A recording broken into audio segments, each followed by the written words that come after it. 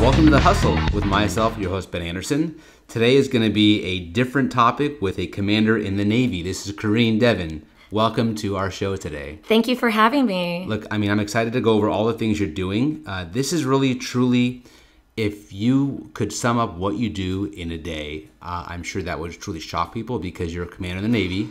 Not only are you that, but you're obviously a dentist. And beyond that, you're Miss Earth, and you live in Italy. Yes. So thanks for giving us your time. Thanks for inspiring us with your story. Oh, it's my pleasure to be here. I'm all about just letting people get a glimpse of what life is like on the other side of the world. It is. So how was the flight back? When did you get back into town? I got back on Tuesday night, and then I will be leaving on Mother's Day to fly back to Italy. Wow. Do you adjust well to the time zone change since you're all over the place? I am still waking up at 4 o'clock in the morning, so not quite there yet. Usually going back to Italy is a lot easier than coming this direction. I love it. Yeah. Well, from us talking here and me following your story, you have ultimate hustle. And what I want people to get from this is to be inspired that you truly can do it all. You can accomplish your dreams, and there really is no limit to the things you can do if you set your mind to it, truly. So take us back to the beginning. You grew up as a child of a father in the Navy. Military brat, yes. Military brat. So what is it like to grow up traveling and being a part of multiple different cultures? You learn to make friends really fast, and you learn to make the most wherever you live because you know it's not forever. So even if it's a place you're not crazy about, you find something that you latch on to, something that makes people proud to be in that area. And then as soon as you get comfortable, then you move. You're almost a wandering nomad. So when people ask me where I'm from, I just say military, or I may just say West Coast, because that's predominantly where my father was stationed, was on the West Coast, if you count Hawaii, California, and possibly Okinawa, depending how far west you want to go. So what's a household like for someone that's in the military? I mean, what's your childhood like for you? You're constantly moving. You're constantly just learning how to adapt, learning to be resilient. I never got homesick because I always knew there was a possibility that both my parents would be gone one day on deployment. But then being on a military base, you form bonds with other kids and other families who also have their parents away. And that's something that that camaraderie, that friendship, you have that for the rest of your life. Any friends from your childhood that you still keep in touch with?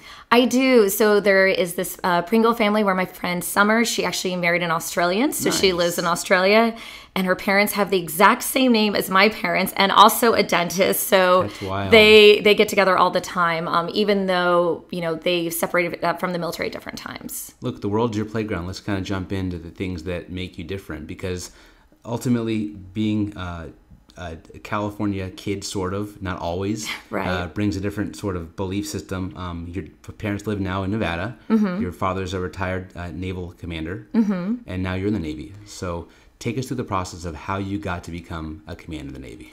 Well, when I was in college, I was applying to dental school, and dental school is really expensive. Most people don't realize that when people graduate from college and dental school, they're in debt anywhere from $300,000 to $800,000. Jeez. So it's like buying a house. It's like buying a house. So I actually saw a scholarship where both the Navy, Army, and Air Force offer it. It's the Health Profession Science Program. And in return for every year they pay for school, you give in service. So you could be stationed anywhere in the world. You're on a ship. You're with the Marines. But guess what? You're getting real-time, real-life experience. And then when you get done, that's a great way for you to transfer to the civilian sector, whether it's private practice, teaching, you name it. So for me, it was a no-brainer coming from college just to apply for this scholarship. I was so fortunate that I got selected, and my first duty station was San Diego, which again, so lucky. I was going to school in Las Vegas.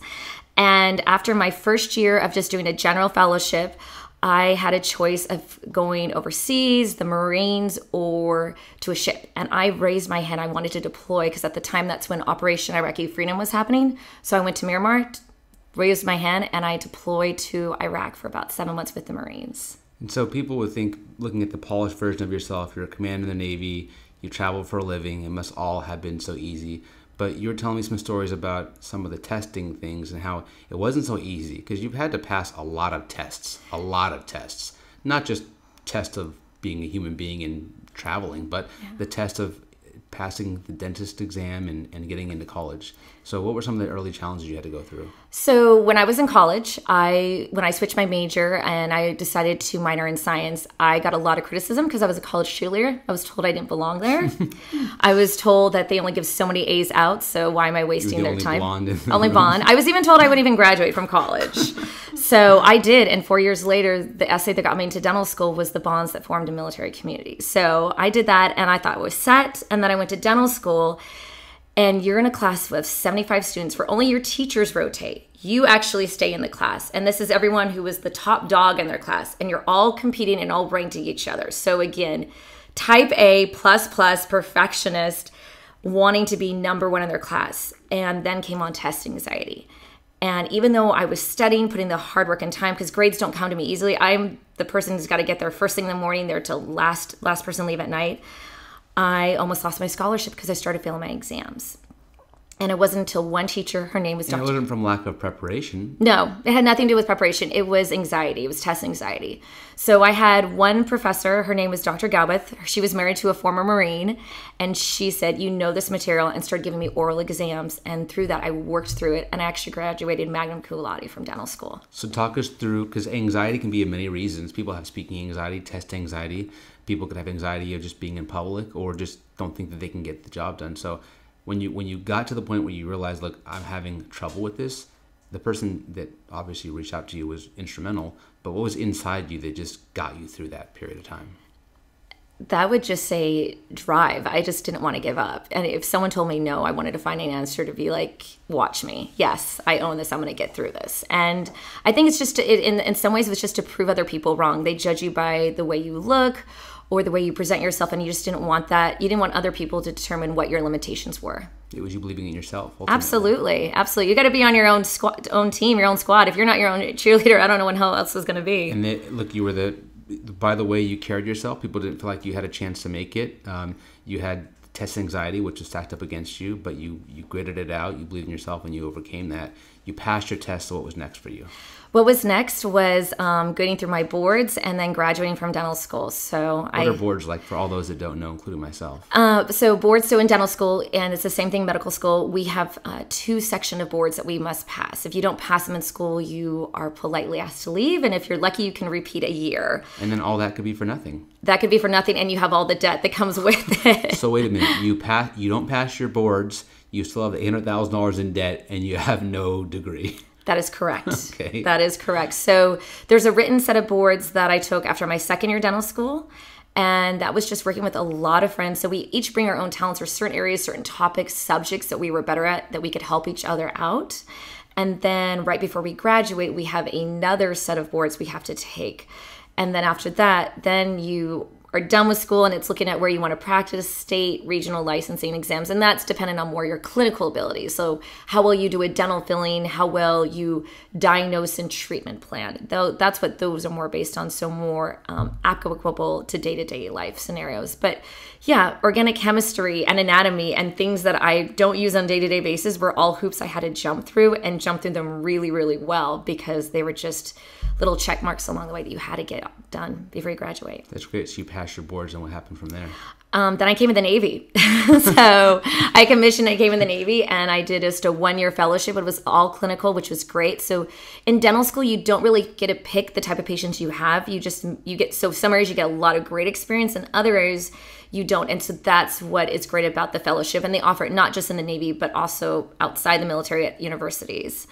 And from there, that's when I went operational. So, I mean, to imagine that I'm sitting here with a commander in the Navy is crazy. Thanks for your service, first of all. Oh, it's my pleasure. I mean, my pleasure. Amazing. I love what I get to do. Thank my patients. They catch my bullets. That's so cool. I love it. I mean, look, you're doing things that are bigger than you, and that's so inspiring. Tell us about how you decided to get into the Navy from the time I passed my boards, because you could have stayed domestic and just worked for your own business or had your own practice or did your own thing, right? Right. And you decided to go serve. So when I was in dental school, I noticed that every single one of my faculty who had experienced the military, Army, Air Force, Navy, you name it, they weren't afraid to try something new. They weren't afraid to go outside the box and to me, be innovative. Yes. And so to me, That's what the Navy is about. When I was in Iraq, one of my colleagues, we had to do root canals with paper clips because we didn't have endofiles. Now, granted, we did antibiotics for everyone. We sterilized things the best we could. But you learn how to be very resilient and flexible in very austere environments. Now, by no means would we ever do that in the United States, but when you're in a third world country in your sandbox, you got to make it work. You got to make it work. You find a way to make it happen. So what are some of the things that you operate on? Is it people that are hurt on the battlefield? You know, you do reconstructive surgeries. Tell us about, give us the guts and glory. So as before I became an orthodontist, I was a general dentist. And as a general dentist, we are set out to anywhere from forward operating missions to ships. From my personal experience, I was with the Marines, and my patient population was anywhere from Iraqi security forces to Army, Air Force. Anyone was on the base that came through, or some people that were civilians that were on contract that were working there. Wow. Now, of course, our primary mission is to take care of the war fighter and get them taken care of, out of pain, and back out to battle. But yeah, on a base, I think at the time it was about 25,000. It was just me and my boss. And there was definitely some culture differences. My first patient thought I was someone's 10-year-old daughter, and he didn't like being treated by a female. But when he learned it was either her or I, he opened his mouth until, and he had no choice. He had no choice. So you learn to adapt, but you also learn to have to be really open-minded because you may not understand that person's society or cultural values. It's different because your job doesn't have a language. Maybe it has some language challenges, but teeth are teeth. It's not as if someone speaks Spanish or if they speak Farsi that they don't have the teeth that you need. You need to help them no matter what they do. You do, but you need to be able to understand what they're saying because it's considered assault and battery if I don't. So a translator is very, very important. Yes, it's very important. But you'd be surprised. In the first patient I had in Iraq, I remember I looked at his mouth thinking, "Oh my goodness, which tooth is bothering you?" And the one that looked the healthiest was the one that was bothering him the most. Go figure. I love it. Things are deceiving. Yes. So tell us about any dangerous stories. Any things you kind of felt like, oh my gosh, I can't believe that I'm doing this right now.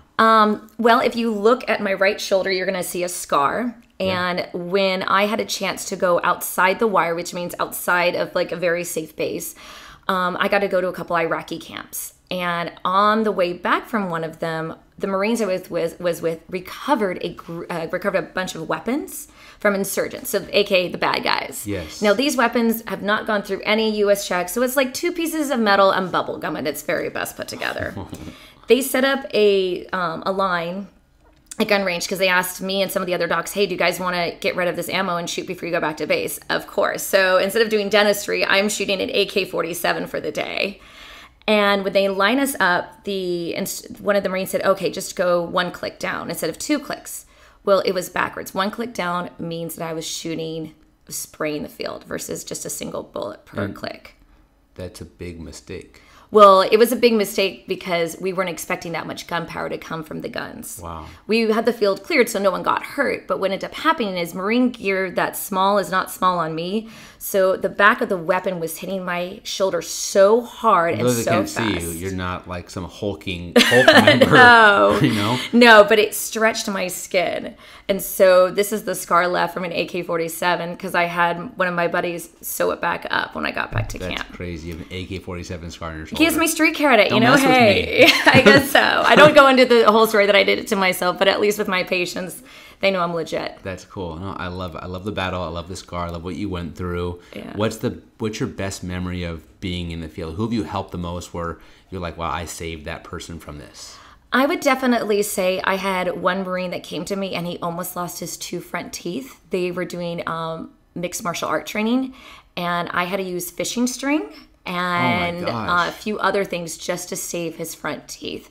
And to me, I mean, these guys are 19, 20 years old. Their lives in front of them. They don't want to go home with no teeth. Exactly. And it's not like I'm in a place where I have bone grafts or all these things. I'm in a very austere environment. So to me, knowing that I could preserve or at least save some of that bone for down the road when he gets full reconstructive surgery, whatever that would entail when he was back in a place a little bit more stable, that's a big deal for me. Think of adversity you guys might be facing out there, whether you're in real estate or whether you're in business, and you're like, I can't prepare for that meeting. I can't sit there and pass that test. Or I can't, my kids are being crazy today. You had to make it work with dental floss and save someone's teeth, potentially life. Whole style of how you look, how you feel. Yeah. Your self-confidence is different. Go home with, inverted dentures possibly. there's all kinds of crazy stuff. So, Yeah. kudos to you for just being resilient and hanging in there. Thank you. I'm sure a lot of that comes from just you seeing your dad in the Navy and just dealing with stuff. It does, but I got to tell you, if I was 8 years old and you told me I'd be doing his same job 19 years later, I would tell you you're crazy. But I did. He went to Operation Desert Storm, so he went to Saudi Arabia. So I never dreamed I would be doing this exact same thing. Do you remember a lot about that when he was going through it as a kid? I don't. I just remember the first day he was gone because I remember coming home and my mom was really sad. It was the first day of school and he'd left and we just didn't know when he was coming back. That's crazy. So yeah. What's that like as a kid? I mean, it's hard for me to relate because I don't have anybody in my family fight in the military. But to have someone go and not know if they're going to come back, because truly, I mean, you were young, so you were protected. But now looking back at it, what do you think? My brother doesn't remember too much because he was 5, but I think at 8 years old, you're starting to understand the difference between right and wrong. You're starting to understand the difference of time. And I remembered as a kid when especially when my dad came back, I felt hurt. So my birthday's in February. My brother's birthday is April. So my dad came back in March. My thought as a kid, he did this to me on purpose when is so far from the truth, and I know that obviously years later. So one thing that I definitely really preach to a lot of my patients and a lot of the kids is, one, I've been in their shoes. I know what it's like. And secondly, their parents have no choice on when they go and when they come back. That's something that it has nothing to do with them. And I think that's really important for kids to hear it, not just from the parent that's held back, but multiple sources. How many times do we believe what our friends say over than what our parents say? Of course. Yeah. Of course. Even though they're saying the same thing. So talk about a day in the life of the military, because you're a commander, so you're overseeing a whole squad of people. And you have rank, so what's that like? And what happens when people get out of line? Oh my goodness. Well, okay, I first have to say this is my opinion, not the opinions of the United States Navy. I wake up at 4:30 in the morning. I really think there's something to be said about getting a good workout in before the day. It sets you up. Yes, I agree. So I'm there right when the gym opens, and then after that, I'm usually at the hospital by 7:30. And we have a huddle where everyone meets. We kind of go through the plan of the day, and then we each break in different departments. So as an orthodontist, I'm in the separate wing with kids and adults. Some days it's very, very loud, because kids, depending on how they feel about Santa Claus or Christmas, that's usually what's transferred upon me and my pediatric dentist. And then we have taskers that come down. I had something that came down from Africa right before I went. I had something that came up that, even while I was here, I had that this person didn't show up. So Facebook messages and WhatsApp messages from my patients, even though I'm out of the country, are still a thing. So it's always to be completely detached from work. It's never fully possible. But you're learning to change the way you communicate in order to get the message across to the people that you're taking care of. And right now, for me, I'm in charge of people who are 30 and 20 years older than me, but the same rank as me. So it's really me changing the way I lead in order to be an effective and an efficient leader. That's crazy advancement business skills. You could run a whole company with that type of belief system. I mean, things I'm hearing from you are things CEOs don't even really realize. Really? Yeah, I'm oh my telling you. gosh, it's survival. It is. I mean, it's delegating, you're organizing, you're running a business is really what you're doing within a company, within the country, really, because you're getting in early, you're delegating, it's responsibility, it's teamwork. And when someone gets out of line, tell me about the push-up thing that you make them do. Well, this is for my 16-year-old and my 15-year-old, especially the boys. The girls are so good, but the boys, they act like they rule the world and they know everything. So when they don't come in with their headgear or their mouth is, they haven't seen a toothbrush in a week, I make them get out and do push-ups in the hallway. And usually I get like, Doc, I can't do 50 push-ups. I said, that's fine. I'll do them. And here's my phone. Your mom's going to videotape it and put it on your Instagram. She's going to tag me that you couldn't do the push-ups, but your doctor, who's half the size of you, is. That usually gets them out there doing it very quickly. Because it's a good way they remember and they don't forget next time. No, they don't. In front of their peers too? No, exactly. That's embarrassing. Yeah, peer pressure can be very, very useful if you channel it the right direction. So how is it with living in Italy? I mean, what is it a day like in Italy for you? I went there for my honeymoon. It was an amazing spot. I went to Rome and the Amalfi Coast. But is it the same Italy as I see on vacation, or is it a different Italy? Well, I live in Sicily, so I'm very, very far south. I'm in Catania, Italy, and I would tell you, when I get there early in the work in the morning, it's because I miss a lot of the driving, but every day it's like my personalized video game when I drive. So if anyone has road rage out there, go to Italy. You will be cured because they are crazier than you. And it's easier if you're a driver, not a passenger. But my father, who visited me, said he thinks that they really are very close to God because of the way they drive and are on scooters and don't wear helmets there. The food is amazing. You don't have such thing as Italian dressing. That's an American thing. You don't have such thing as Alfredo or marinara. But you bite into tomato, you bite into lettuce. It's the best piece of lettuce of your life. All my friends who have gluten or lactose allergies, all those things, they eat everything in Italy. They're fine. Earth food. Yeah, it's truly, I mean, all different sizes and shapes and colors. It doesn't last as long, but it's... What a great, well-rounded life that you have. You know, you travel the world. You were in the Philippines. Now you're in Italy. You're back in the U.S. today, going to San Diego to see a conference. Yeah. So you're on the move. So how do you do it all? How do you balance military life? We'll get into the other stuff in a minute you're doing, which is really cool. But military life, family life, traveling, balancing, being on battlefields. How do you balance all those things? One, I have a really great support system. I am so grateful for my family and my friends. I've got coaches for pageants. I've got another girlfriend who really prepares me for speaking. And to me, finding people in areas that you're not good at and raising your hand saying, I need help, is a really great way for you to help you get better at what you're at. I mean, look at professional athletes. They all have personal trainers. It's not because they're not in shape. They want someone to push them and push them harder and faster and be relentless. I prioritize things. I plan things out. But before I came out here, I actually had a day-to-day plan. That's why... That's great. That's how you get everything in. Because when you come back to the States, everyone wants to see you. And I'm very careful what I post on social media, because if I post somewhere Feelings get hurt. Feelings get hurt, yes. You can't see everyone, so you let people know this is the time I can give you, and this is all I can give you. Because at the end of the day, if it's burning candle at both ends of the stick, you're gonna be no good to anyone. Well, thanks for spending time with us, because you're such a wanted person. Oh, well, thank you. Well, there was someone in the office that I really wanted to see, so that helped too. Well, two birds, one stone. Yes, absolutely. So talk about being Miss Earth. That's like better than Miss America or Miss California. That's like the whole world. International, yeah. So how are you Miss World, basically? When I was overseas, I wanted to do something that was impactful. And let's go back. This is you're winning competitions, which is competitive, which is testing, which you've overcome. But you didn't grow up the pageant queen 6-year-old person. No, not at all. You went through a very different journey. You have a different set of ideas. You are tough as nails. So how did you get into being in pageants, and at what age? I was 23 years old. I was in dental school, and I remembered one of the guys in the class who was listening to the conversation with one of my girlfriends. And the Miss USA pageant happened to be in Nevada, and the second runner-up was a dental student. And she's like, Corinne, you should do this. I could totally see you doing this. And before I had a chance to respond, the guy that was over listening to our conversation said, oh no, Corinne could never do this. Uh-oh. And I said, What I happened looked right around, then? and I said, watch me. So I competed, and 3 years later, I won Miss Nevada. Congrats on that. Thank you. And then I came in the Navy, so it got a little bit more complicated, but I had a very supportive boss. And from there, when I won my first national competition, it was 3 months before I deployed to Iraq. Every single one of those girls, including the first runner-up who had been competing the last 3 years in a row, sent me a care package on deployment. That's amazing. And where was the competition at? I mean, do you fly back into the U.S. and do it? I've been flying back to the U.S. to do them. So the one that I won recently was in Las Vegas, and I'll actually be back in Las Vegas to crown the new Miss Earth in July. So how was the first win? What was it like? Talk about the journey and what you have to go through for a competition.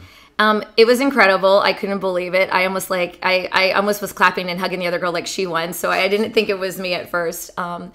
I would tell people the first thing of the competition is be really good at interview. It is the first impression that judges have of you. You've got 2 minutes in a group of strangers to make them think about you and not the next 50 girls that are walking through the room. What kind of questions do they ask you in the interview? They ask you questions about yourself, who you are, what your platform is, what you would do with the title, why do you want it. Sometimes I've had judges ask political questions. They're not supposed to, but I've been asked questions about Obamacare. I've been asked questions about when our former president was in office, sending troops to Afghanistan. How do you roll with those punches when you get thrown those left hooks or hey out of the blue, and you have to answer because you want that person to be able to be on your side, but maybe they're asking a little bit too much? Be Switzerland. You always start with the high, you bring it down to your opinion, and then you finish with the positive, because you don't know what that person's political stance are. You don't know if they maybe have a sore spot for that political figure or maybe the situation. So it's, I always tell people, be relatable, but be confidently vulnerable. And at the end of the day, if you can draw emotion, like make them laugh or make them just think about what you said and touch their heart, they're going to be thinking about you and not anyone else that comes to interview that day. How'd you learn that?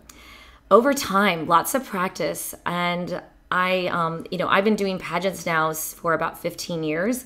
And it wasn't just something that I learned during my first system. It was an evolution of different coaches. So right now I have a coach who really pushes me, really pressures me.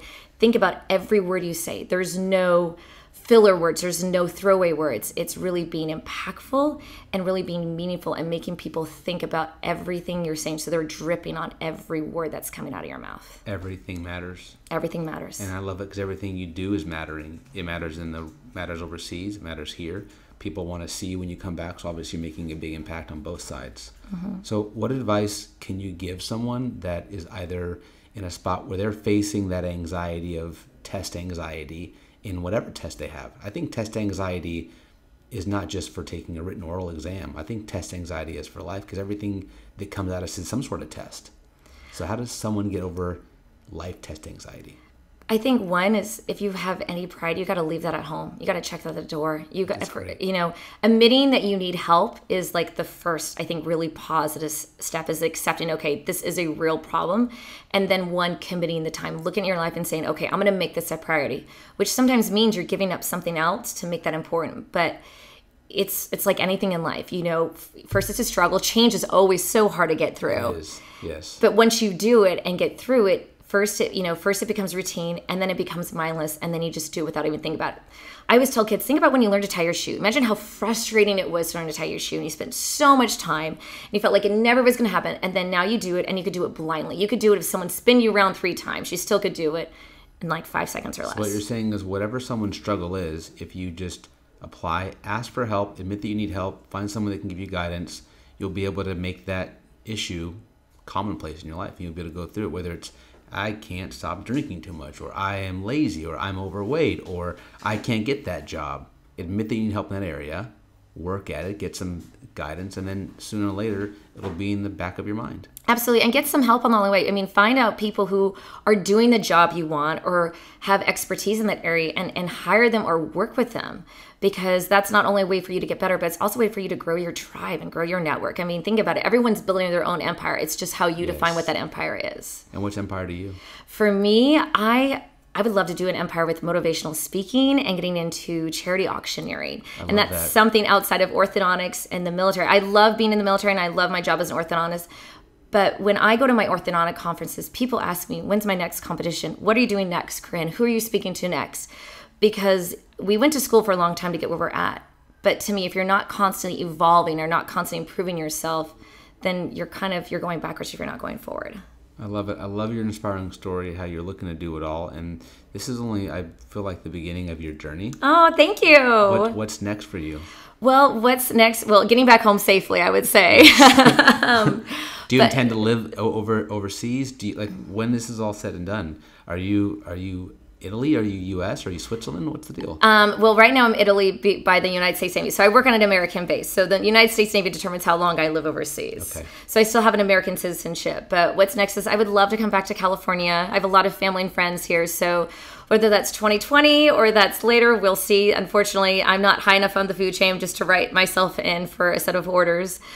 But for me, I actually am going to be doing a competition in August. It's one that's got a entrepreneur platform, and that's something that I really want to focus in. I would love to be on a TED Talk. That's actually on my bucket list. So I'm hoping with doing podcasts like yours that'll get me the exposure and the attention to one day be on it and share my story and kind of inspire, that 4-year-old, that girl that was called 4 A's in school like me. That's right. Or sitting back and realizing things weren't handed on a silver platter, that if you work hard and you write down your goals and you stare at them every day and focus and drive, that you can achieve them. We'll get you on a TED Talk. I'm sure our network, people listening, reach out to Ted. Let's all message Ted at the same time and say, get Corinne on TED Talk. I would love that. Thank you so much. So I'm going to vote for you on TED Talk by 2020, and we're going to make it happen because my mind's set on it.